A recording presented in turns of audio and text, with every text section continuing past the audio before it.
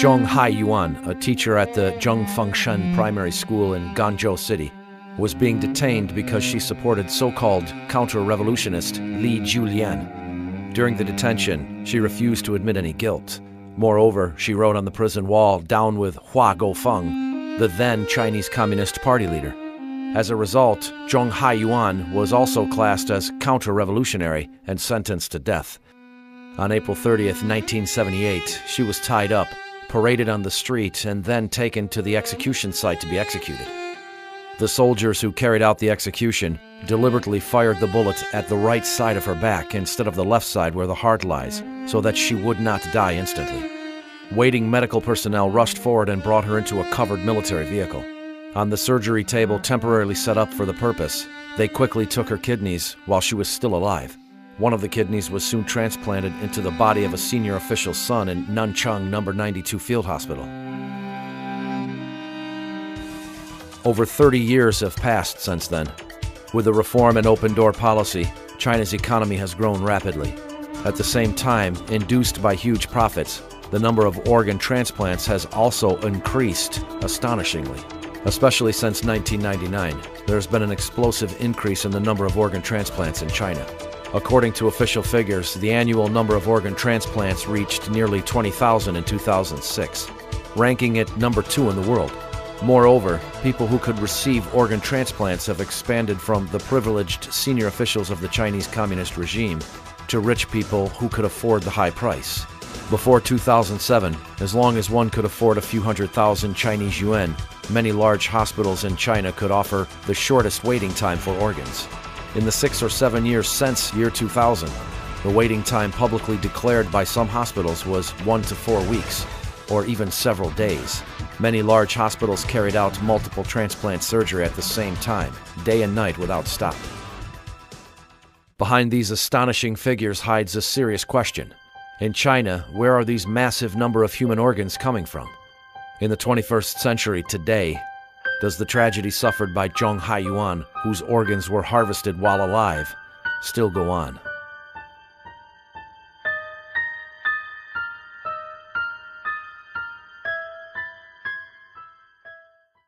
The United States is the largest organ transplant nation in the world. It has a well-established national database of organ donors and recipients.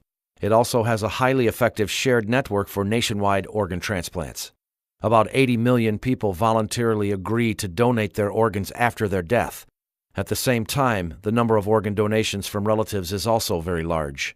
Even with a system like this, the average waiting time for organ transplants in the U.S. is still quite long. The heart, about 8 months. The liver, 26 months. And the kidney, 37 months. Why is this? Because the organs used for transplants must be from healthy people. Moreover, the organ's ischemia time during the transplant must be very short.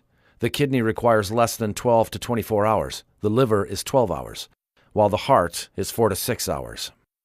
Therefore, unless they are donated from living relatives, the organs used for transplant can only be from healthy voluntary donors who have just died. Not only that, patients can only accept organs matching their blood types and tissue types. Take kidney transplantation as an example. According to National Kidney Foundation of the United States, the chance of getting a perfect match kidney from a non-relative donor is only 6.5%. Obviously, the probability of getting a suitable healthy organ is quite small. In China, due to cultural reasons as well as a lack of related legal safeguards, the number of voluntary organ donors is pitifully small. Up to September 2007, China had only 61 organ donors in total from brain death. Organ donation from relatives only accounts for 1.1% of total organ transplants there. Although legal and legitimate organ sources are very rare, large hospitals in China never seem to worry about sources of organs. The Oriental Organ Transplant Center used to claim on its website the average waiting time for a suitable liver is 2 weeks. On the application form for an organ transplant at the Organ Transplant Department of Shanghai Changjung Hospital of the 2nd Military Medical University, it once clearly wrote, the average waiting time for a liver transplant is 1 week among all patients. Established in 2003 and closed in September 2007, the China International Transplantation Network Assistance Center was an organ agency for foreigners. It was situated at the Organ Transplant Research Center of the first affiliated hospital of China Medical University in Shenyang, Liaoning Province. Through this agency, as for the kidney transplantation, it may take 1 week to find a suitable donor, the maximum time being 1 month. It further goes on to say, if the doctor discovers that there is something wrong with the donor's organ, the patient will have the option to be offered another organ donor and have the operation again in 1 week. China's Sanlian Life Weekly reported on April 7, 2006, about 98% of organ sources in our country are controlled by authorities other than the Ministry of Health. What are those authorities other than the Ministry of Health? The article did not specify. Before its closure, the Chinese International Transplantation Network Assistance Center disclosed even more astonishing information. The website's question and answer section contained the following set of questions and answers. Question: even if the organ transplant operation is successful, is the survival time after the surgery only 2 or 3 years? Answer: indeed, we often hear this kind of query, but this refers to the kidney transplant cases in Japan where organs were taken from brain-death corpses. In China, kidneys are taken from live bodies. This is completely different from what Japanese hospitals do. Question: is it possible to be infected with other diseases such as HIV or hepatitis after the kidney transplantation? Answer: it is not necessary to worry about that. The biggest problem with a kidney transplantation is the tissue match. Before the living kidney transplantation, we will examine the donor's renal function and leukocyte in order to assure the safety of the kidney. So it is more safe and reliable here than in other countries, where the organ is not from a living donor. The question-answer section disclosed a clear and explicit message. The organs are not from corpses or brain death victims. Instead, they are from living people. In fact, the China International Transplantation Network Assistance Center is not the only living organ provider in China. Here is a phone conversation between an investigator posing as a patient's relative and a doctor in the First People's Hospital of Shanghai Jiao Tong University. 你好，你是肝移植中心，它的号码是多少？转接中，请稍后。喂，你好。喂，你好。我现在有一个表妹啊，丙型肝炎18年了，是慢性活动性，丙型肝炎。但是现在我跟你讲，你这个肝移植是可以的。那我就问啊，要等多久？工体有天天有现在我们今天就来做。不是，你现在又不是说是有新鲜的，有活的人的，你这个都是活的。啊？都是活的。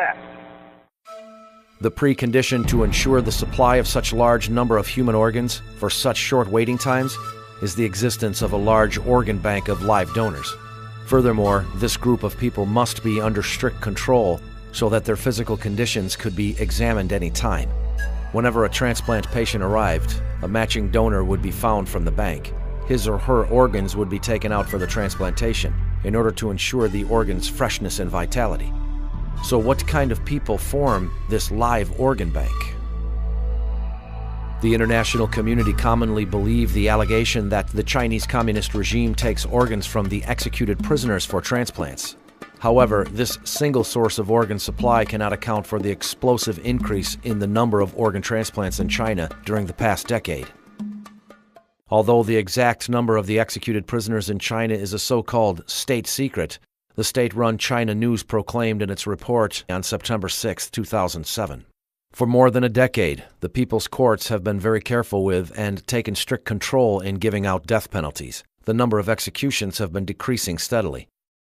Meanwhile, according to reports by official Chinese media, the total number of organ transplants in China during the 6 years after 2000 was more than 3 times that of the 6 years prior to 2000. If those 98% of organs for transplants in China that came from non-medical system were all from the executed prisoners, how could one explain the sharp increase of organ transplants in the past decade, while the death penalties had been decreasing steadily? Was it due to the improvement in transplant technology? Let's take a look at the kidney transplant.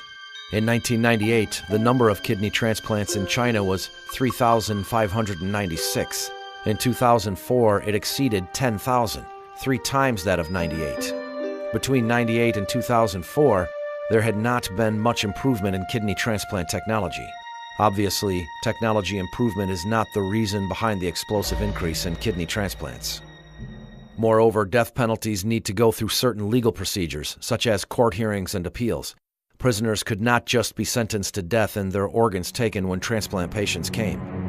Then, what group of people could be subjected to organ harvesting and their lives taken so conveniently and speedily?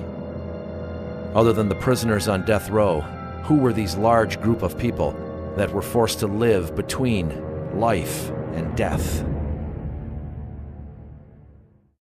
For decades, the Chinese Communist regime have consistently denied allegations from the international community that it harvests organs from the executed prisoners. However, in 2005, at a World Health Organization conference in Manila, China's Deputy Health Minister Huang Jiafu publicly admitted for the first time that the majority of China's transplant organs were from the executed prisoners. But on April 10, 2004, Mao Chuinan, the spokesperson for the Ministry of Health, again denied harvesting organs from the executed prisoners when answering questions from reporters. In November 2006, at a meeting in Guangzhou, Huang Jiafu acknowledged again that over 90% of transplant organs in China came from the executed prisoners. Subsequently, on January 11, 2007, Mao Chuinan changed his tune in his interview with the BBC and also claimed that most of China's transplant organs were from executed prisoners.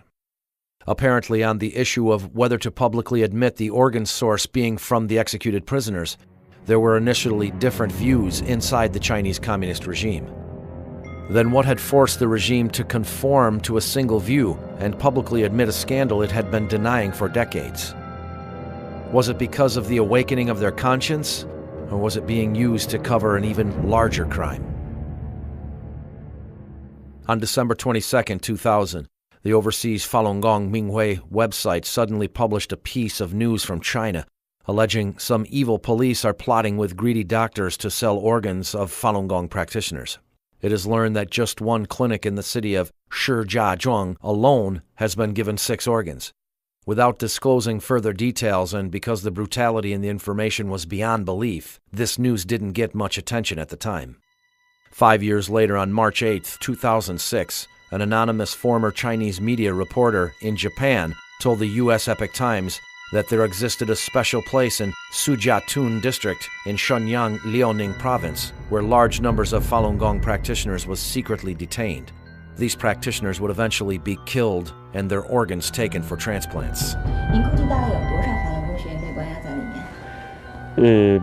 我不能很确切的说这么一个数字，因为经常性有变动，但是在当时吧，所得到的数据呢，应该是有6000人，但是什么时候？当时是在2年前左右吧，也就是2004年，左右的那个时间里面。他们是在里面，可能是在被强迫转化、被打、被关押，在生命垂危的时候，然后器官被取出来、被移植、被卖，是可以这么理解吗？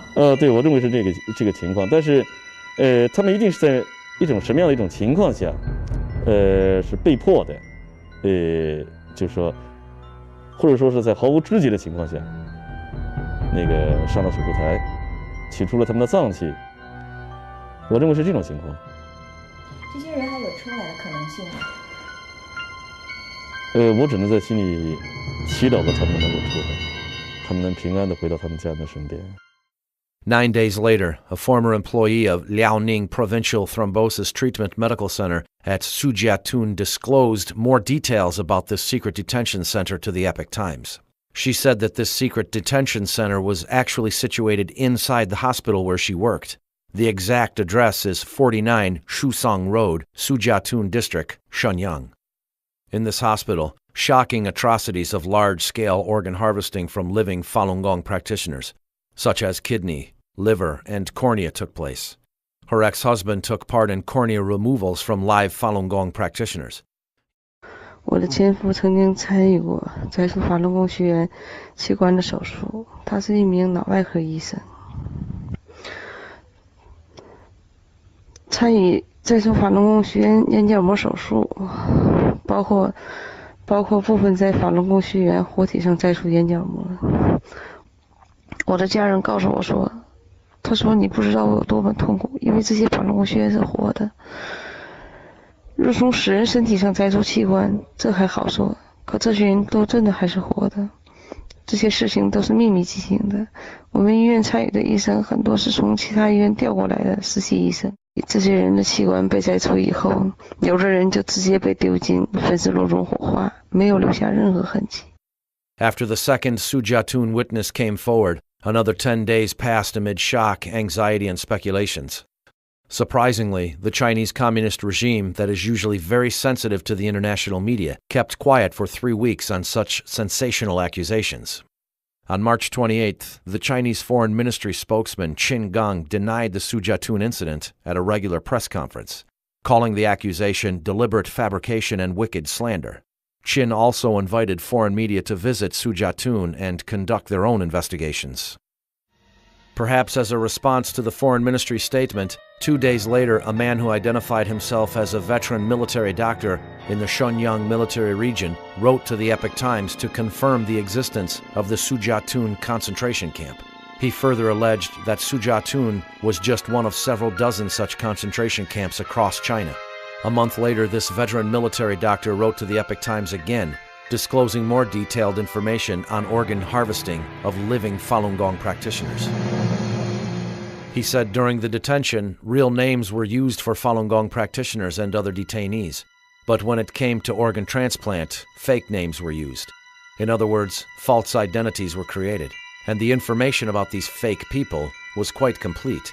Moreover, these people would have signed voluntary organ donation forms. Of course, the signature was faked as well. I had encountered over 60,000 of these documents with falsified signatures. All of them said that the individual voluntarily agreed to donate some kind of organs for transplant and was willing to undertake all the consequences. There were even signed forms expressing their willingness to donate their hearts for transplants. Many signatures were the handwriting from the same person. The time limit for keeping these documents was 18 months. Then they must be destroyed. This veteran military doctor continued. Many people concentrated their attention on the official organ transplant figures. In reality, the number of organ transplants carried out underground was many times more than the official figures. The organ transplants are managed by the military, so attentions must be concentrated on many military facilities. Those are the true concentration camps. This explosive news exposed such brutality that many people may find it difficult to believe. However, looking at atrocities committed by the Chinese Communist regime in history, this is not impossible. The first kidney transplant surgery in Communist China was done in 1960. Since then, it has become a routine practice to take organs from living prisoners to meet the needs of senior officials from the party, the government, and the military. 你像这个江西的钟海源。 Like Zhong Haiyuan in Jiangxi province, her kidney was taken while still alive in order to carry out the kidney transplant for a military pilot. Zhong Haiyuan had her kidney taken as a political prisoner. In other words, in the system of the Chinese Communist regime, once someone is labeled as a political prisoner, an enemy of the party or the state, no method used against them is considered excessive. Then, when Falun Gong practitioners are being persecuted, they fall into the same scenario. The regime has used every means in its disposal to demonize Falun Gong and sees it as its biggest enemy. Therefore, in the society, everyone knows that the Chinese Communist regime has regarded Falun Gong as the enemy. On October 9th, 1984, the Supreme Court, the Supreme Procuratorate, Ministry of Public Security, Ministry of Justice, Ministry of Health, and Ministry of Civil Affairs jointly issued a document titled Temporary Provisions on Using Bodies and Organs of the Executed Prisoners. The document clearly stipulated that organs from 3 types of the executed prisoners could be used for transplants. The regulation provided legal backing for harvesting organs from the executed prisoners. More frightfully, it broke the moral bottom line of people involved, such as police and doctors. When body parts of certain people are legally defined as industrial raw material, the defense and respect for the human body becomes non-existent. When they went to appeal to the government, many Falun Gong practitioners destroyed their ID cards to avoid implicating others. When arrested, they would also not give their names or where they are from. Therefore, to the Chinese Communist regime and those people who want to take organs from living people, these practitioners become the most suitable targets for organ harvesting, as their disappearances would not be discovered or reported. Without a doubt, organ transplantation is a highly lucrative business. The Organ Transplant Center of the People's Liberation Army No. 309 Hospital claimed on its website, "Our transplant center makes most money for clinic department. From January to June of 2004, income was 13.57 million yuan. This year, 2004, it is likely to exceed 30 million yuan." According to an article in the Southern Weekend, on July 18, 2007, the Oriental Organ Transplant Center in Tianjin made huge profits. Liver transplants alone brought the center at least 100 million yuan a year in income. In September 2006, the new building for the Oriental Organ Transplant Center, costing 130 million yuan to build, opened for business with 500 beds. The explosive increase in China's organ transplants started with the persecution of Falun Gong in 1999. The Sujiatun incident and the inside information disclosed by a veteran military doctor from Shenyang made people realize for the first time that body parts from innocent Falun Gong practitioners might have become the raw material for this industry.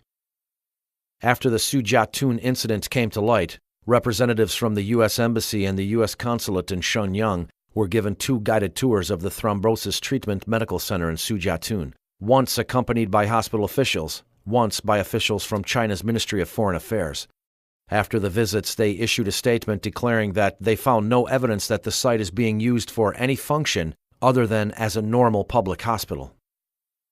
Meanwhile, responding to the invitation issued by China's Foreign Ministry spokesman Qin Gang to the international media, the Coalition to Investigate the Persecution of the Falun Gong in China, a non-governmental organization formed by Falun Gong practitioners, third-party lawyers, scholars, and journalists, applied for visas at China's overseas embassies and consulates, requesting to go to China to independently investigate the Sujiatun incident.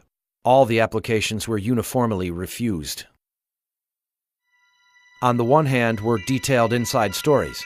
On the other hand were the denial by the Chinese Communist regime after a long silence and its refusal to the third-party independent investigation. The whole thing seemed to have reached an impasse.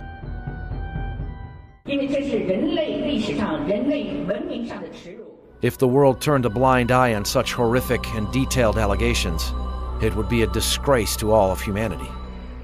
Even though the Chinese Communist regime set up many barriers to the independent investigation, people with a sense of justice did not give up. They expanded their focus from Sujiatun to the whole of China and were determined to find out whether the regime really harvested organs from living Falun Gong practitioners. On May 8, 2006, at the request of the Coalition to Investigate the Persecution of the Falun Gong in China, former Canadian Secretary of State for the Asia-Pacific region David Kilgour and renowned international human rights lawyer David Matas formed an independent fact-finding team to investigate the allegations that the Chinese Communist regime had been harvesting organs from living Falun Gong practitioners. On June 2nd, the 2 investigators sent a letter to the Chinese embassy, inquiring about the terms of their entry into China to carry out a truly meaningful independent investigation, free from the Chinese government surveillance. On June 23rd, the Chinese embassy in Canada rejected Kilgour and Matas's visa applications. However, one person did succeed in entering China. He was Mr. Edward McMillan Scott, Vice President of the European Parliament. From the May 20th to the 24th, 2006, during his preparation for a Human Rights and Democracy report for the Foreign Affairs Committee of the European Parliament, Mr. McMillan Scott went to Beijing and met various officials, including European Union delegates, public figures, as well as 2 Falun Gong practitioners from Beijing, Niu Jinping and Cao Dong. Cao recounted to him what he witnessed in the jail. Cao Dong is in his 30s. He'd been a prisoner in northern China, and he gave a very nervous, understandably, very nervous report of what he had seen in that prison, I asked him whether he was aware of the practice of what is known as organ harvesting, which is taking body parts from prisoners to order, in effect. This is a trade which is run by the People's Liberation Army for profit. And he said he could only tell me that he had a friend, another Falun Gong practitioner, in the prison in northwest China. And the friend disappeared one day. And the next time he saw him was his body, the friend's body, in the prison hospital with holes where body parts had apparently been removed. And so after the meeting I had with these former prisoners, they were all arrested. Cao Dong was later convicted of meeting me, a vice president of the European Parliament. Just because of meeting Just you? because he met me. And he was sentenced to 5 years in prison, and he remains in prison now. The investigation continued with more people joining in. Among them were Dr. Kirk Allison, Associate Director of the Program in Human Rights and Medicine at the University of Minnesota; Ethan Gutman, Adjunct Fellow at the Foundation for the Defense of Democracies; and his assistant, Li Shai Lamish. They both formed independent investigation teams looking for witnesses around the world. They interviewed Falun Gong practitioners who had been imprisoned by the Chinese Communist regime and searched for recipients of organ transplants in China, the organ intermediary agents, and also doctors involved in the transplant surgeries. The first thing people wanted to know was the experience of Falun Gong practitioners who had been imprisoned by the Chinese Communist regime. What did they see?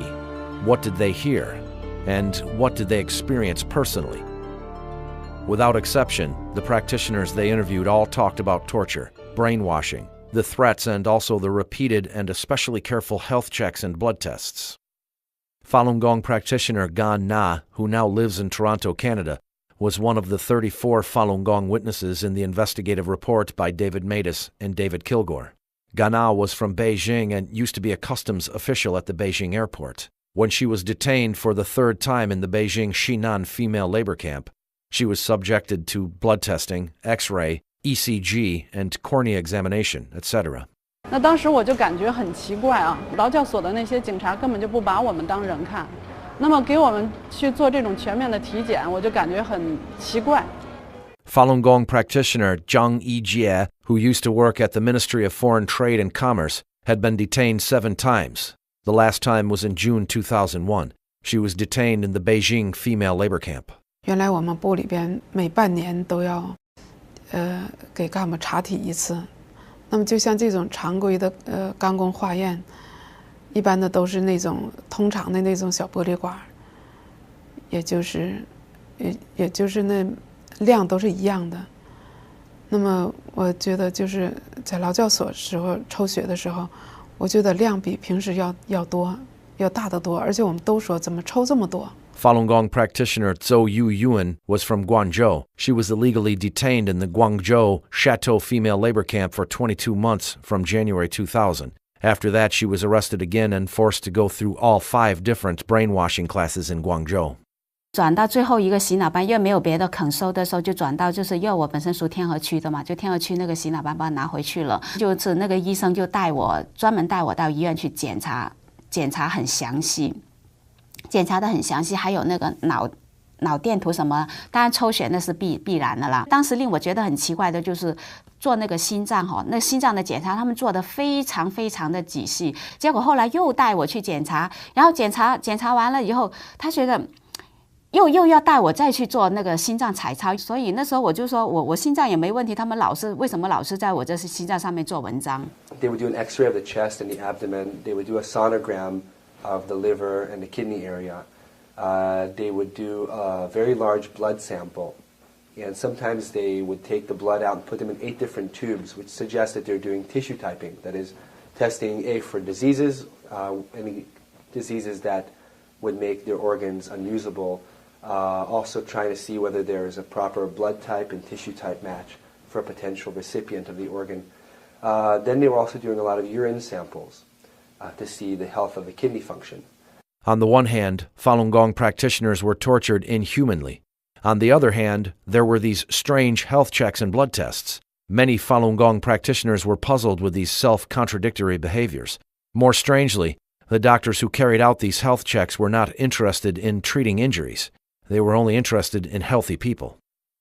我在劳教所的时候就生生的被他们毒打迫害，就是致使2个膝盖和腰就是受了重伤。那么在劳教所的时候，我的膝盖有几次就是那个伤痛复发，肿的就像小孩头一样。那么那个就是在班长啊和那个包夹几次的跟那个干警要求下，他们都不带我上医院的。Here, what we're told, for example, in Masanjia, when the women were taken into Masanjia labor camp, and they went into the hospital clinic to check their health, if somebody came in on a stretcher, that is, they were lying down from torture, they'd already been beaten in the detention center or in Masanjia, then the doctors would look at them and just wave them away. So if they were visibly injured or sick from torture, they would not be interested at all. They wanted young people, healthy people, and the more healthy they were, the more comprehensively they checked them. They did repeated blood tests and urine samples to see how they could use their organs. In June 2008, David Matus found a person in the U.S. who was once imprisoned in Jiangsu province. He was not a Falun Gong practitioner. To avoid persecution from the Chinese Communist regime, he was given an alias, Lanny. During a 2-year imprisonment between March 2005 and the beginning of 2007, Lanny was transferred between 17 different cells. The prisoners who had been there for a long time told him that during 2002 to 2003, at least 2 to 3 Falun Gong practitioners in every cell had their organs removed while still alive. 因为在看守所里面，每年都要进行至少2次的体检嘛。关了很多年的老犯人呢，就偷偷的告诉我呢，这就是要摘这些人的器官。你看这些身强力壮的小伙子呢，就是要摘他们的器官了。就是那些死刑犯呐，还有法轮功的学员呐，因为检查这些人的身体的时候呢，特别的仔细，而检查别人的身体就是一带而过了。主要是要对这些死刑犯和法轮功这些人员的身体检查是主要的。Lanny had personally witnessed the scene of a person being injected with drugs before being taken away for organ harvest. In one case, he saw this person being inoculated or being fed intravenously a syringe, which had a numbing effect on him. On the neck? On the neck, yeah. 看见亲眼看见的，他人被那个绑起来嘛，5号大把绑起来，躺在墙上嘛，两边闭着。因为他打的麻醉剂，打这么一个大针筒，很大的针筒来。有一个我们那个手，我感觉估计我们3个手指头顶在一起，大针管的。你像里面有半管水，针管的水。然后我们去的时候看到他是有半管针管，等到我们急诊回来，这个针管水没了嘛，他这个人就倒在里边那个墙上嘛，闭着眼睛嘛。There was this white hospital van that was sitting outside all the time. 因为这个车子他开进来嘛，车子开进大院子里面了。你的骑手那个看得到，是白的车子嘛，很大了，比那个他那个车子白车子比救护车大。And the cell leader would tell this fellow Lanny that these prisoners were actually being organ harvested, and that van outside was for that purpose, and the injection was for that purpose as well. In November 2006, Lanny was transferred to another cell in the same prison. The cell also imprisoned a Falun Gong practitioner called Chen. 我进去，他已经快要走了呀，跟我待没多久了，跟别人待的时间长。他不是规矩打了打得很重了，打腿也打断了，才坐不起来，腰也打坏了，然后看得很那个呼吸很困难的，打到最后就把他拖出去了，就没有了。好了，这个人。The cell leader was basically the same routine he'd seen for the prisoner sentenced to death. That somebody come and blood tested him. There was a syringe put in his neck. That the people in white clothes had come to fetch him. That there was a hospital van outside. 后来他们那种人肯定就是被这个活摘器官的。活摘法轮功其实很在那个监狱的讲的人很多的呀，就是和法轮功打的，就是活摘了，就是很多的人都是。因为活摘器官跟那个枪毙人，在监狱里都知道，是清清楚楚的。没什么这个隐瞒的事情，好像在外面你们都不知道就是。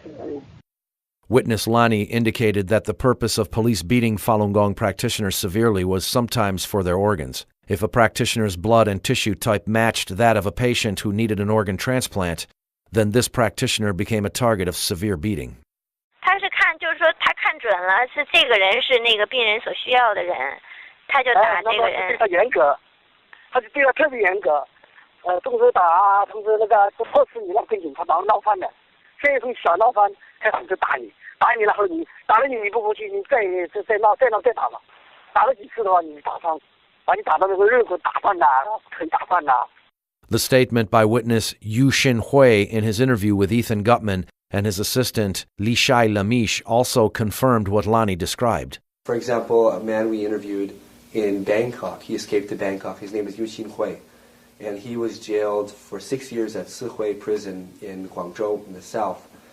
He said it was common knowledge among the prisoners that people were taken regularly whenever somebody needed an organ, when an official needed an organ, when some rich person needed an organ, that they were taken and removed from the prison. And sometimes the other inmates or the guards would threaten him and say, if you don't cooperate, we will kill you and we will sell your organs. 其实我们在监狱都知道，只要你死，或者说你还没死或怎么样，其实你都要把你的器官搞定。Yu Xinhui had experienced 3 health checks in the prison. The last one was in March 2005 under the close watch of the armed police. People in the prison also knew that there truly existed a name list. Every year, people on the name list would be taken away and would never come back again. Once a year, a bus would come in and it would sweep through their prison cells, and they would park right outside their building, and the policeman would come into their hallway, and they'd have a list of people, and they'd go in and ask for the person, check, okay, you this person, okay, just take your shoes, take a jacket, let's go. They would not even allow them to get their stuff. Go to the next room and find a person. It was very terrifying to them. They didn't know who was being taken, why, where they were going. And they just collected these people, put them on a bus. Sometimes it was 2 or 3 or 4 big buses full of people in the middle of the night, take them away. And these people were never seen or heard from again. From the Google online satellite map, Yu Xinhui pointed out to the investigators the parking locations in the jail for the coaches that were used to take away Falun Gong practitioners late at night. Among the witnesses interviewed by these 2 investigators, 15 of them were forced to go through these suspicious health checks and blood tests, like Yu Xinhui. And I mean, basically, if you're Falun Gong and you're in prison, you're on your way to being organ harvesting, as far as I can see. In order to obtain more direct evidence, overseas investigators made direct phone calls to a number of hospitals and transplant doctors to ask about the sources of organs. The callers presented themselves as potential overseas recipients or relatives of potential recipients.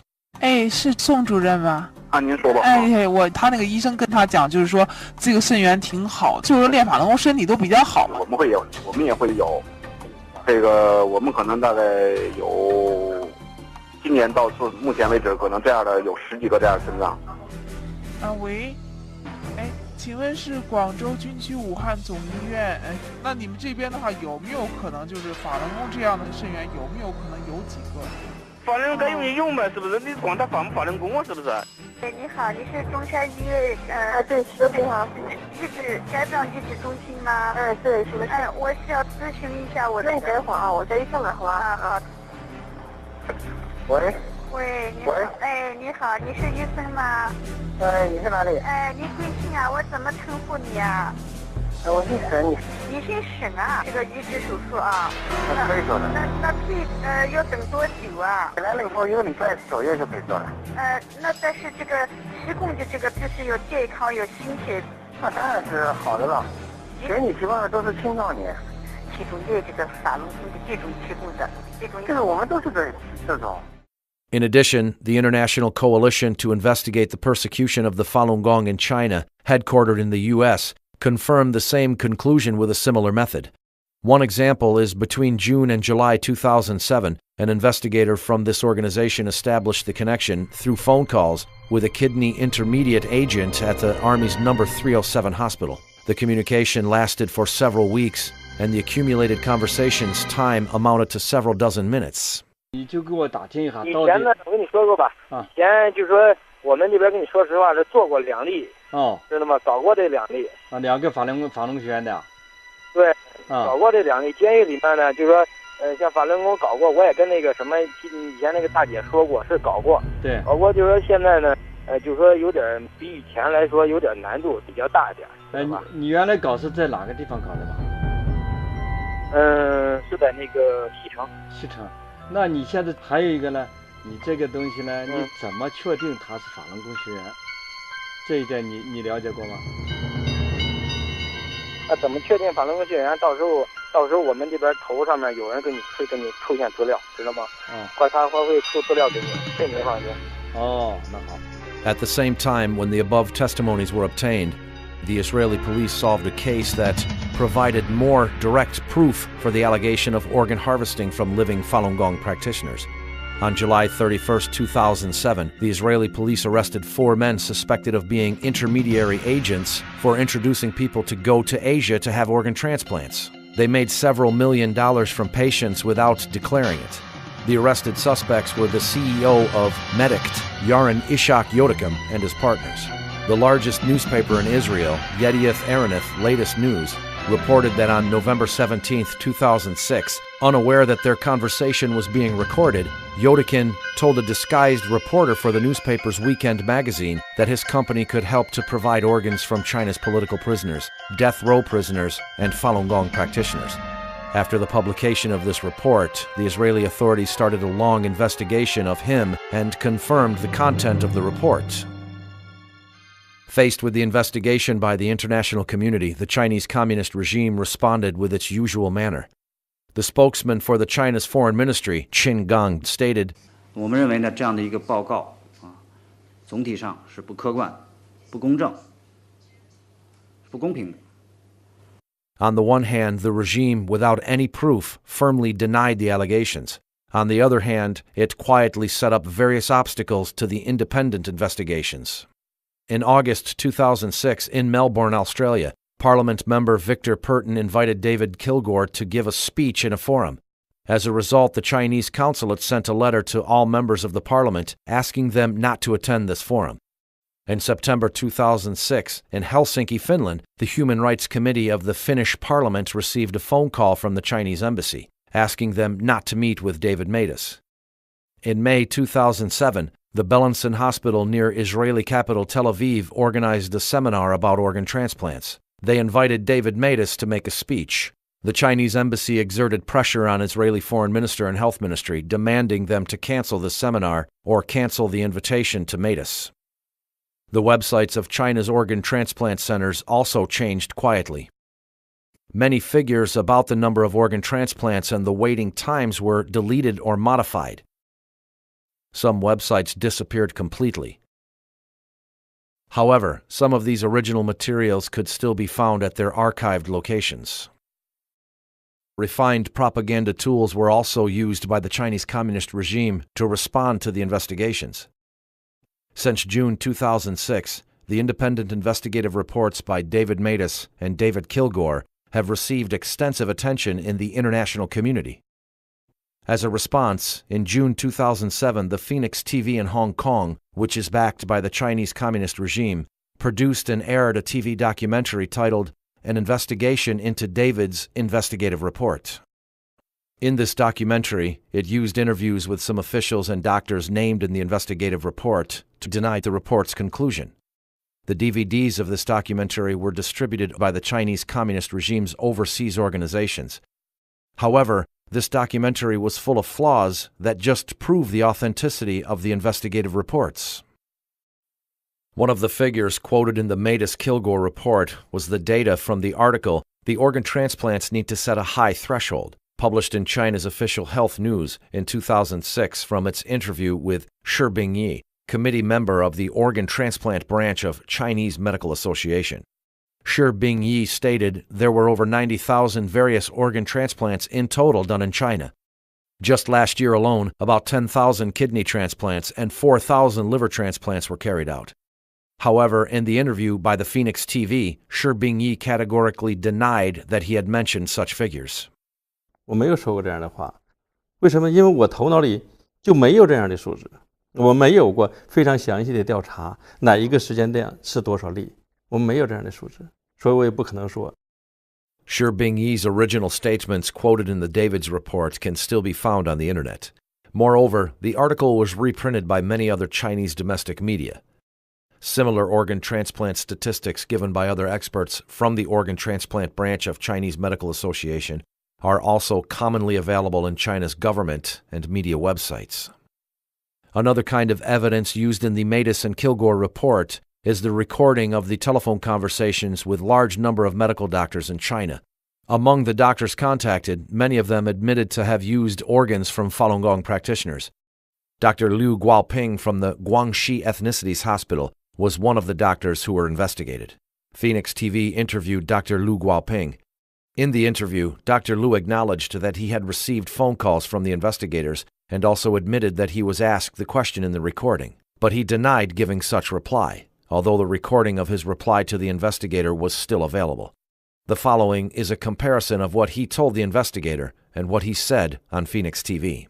他问我那边是不是用的是法轮功的那些器官，但是我告诉他，我说我并没有参与这方面的手术，不知道他们器官是怎么来的，这方面我没办法回答他。Here is what Dr. Liu told the investigator on the phone. 那你的这个同学有没有跟你说过，他们做的这些都是这种法轮功的，是不是啊？这有些是法轮，有些是家属捐献的。那现在就是说，我想找这种给我的孩子找这种法轮功的，你估计他能帮我找到吗？那肯定能够找到。能找到啊。Dr. Liu also said on Phoenix TV. 他在这个报告里面说，你们以前用的法轮功供体是从监狱里面还是从看守所里面拿的？他里面说我的回答是从监狱里面拿的，但是当时我的回答并不是这样，我的回答是我们医院没有这种资质，我本人也没有这种资质，所以不可能拿任何器官。Here is the recording of the phone conversation with the investigator. 就说你们以前用的就说是从哪里找？是看守所还是到这个监狱呢？监狱里面找的。监狱里啊，他那种就是都是那种健康的法轮功是吧？健康的法轮功。对，肯定是学好的才能做完，因为这种东西做了要保证质量的。On Phoenix TV, Dr. Liu also said. 还有第二个问题是，他说：“那你们都要到监狱里面自己去挑选吗？”他当时说我的回答是对，肯定是说要去挑选的。这个问题当时根本都没问到，没有那回事。Was Dr. Liu asked that question by the investigator? Here's the recording of the phone conversation. 那是都要像你们都要到监狱去自己去挑选是吧？对，肯定挑选。那挑选如果他不让你抽血怎么办？他肯定会让。他怎么会让呢？有法典在里面的，你怕什么？这东西都用不着你们担心的。不是问题。他会，我知道，他知道会是给他这个取器官移植吗？他会知道吗？